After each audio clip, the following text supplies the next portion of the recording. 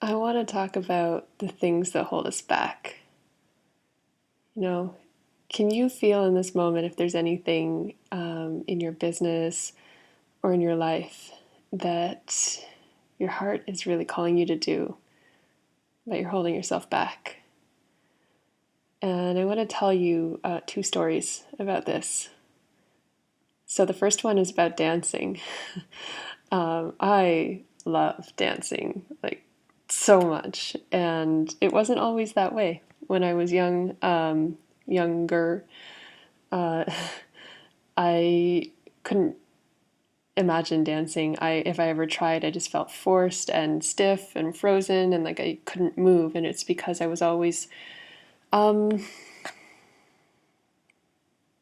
hung up on what the response might be to my movements. And so I couldn't get past that, and therefore I couldn't move. And this shifted for me one day when I was at this super fun Buddhist party. It was at an ashram, and wow, they really know how to party. And everyone was on the dance floor just really freely moving however they felt.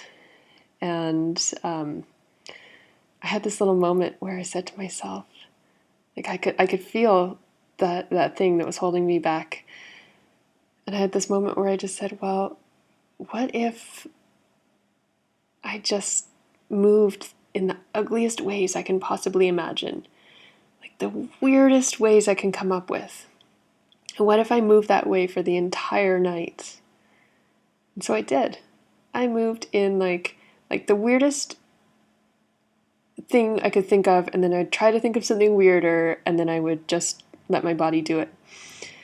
And I mean, that was like the breakthrough for me in dancing, because after that, I was free to do anything because I had physically put myself through, the scenarios where I would think I would get the most undesired response, like whatever, I don't even know, why I let myself be held back by fears like that. But it's like, that thing of the worst thing that you can think of happening.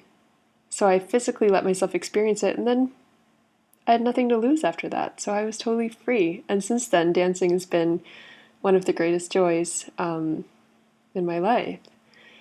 And so last night I read an article that applied this to business, and I thought it was really brilliant. So it was from Michael Bloomberg, who's a former mayor of New York City. And he said that when he was considering running, most people in his life were advising him not to. But one person said to him, well, if you can picture yourself giving a concession speech, then why not go for it? So that is my invitation today to you and to myself as well, to go for it. Why not go for it?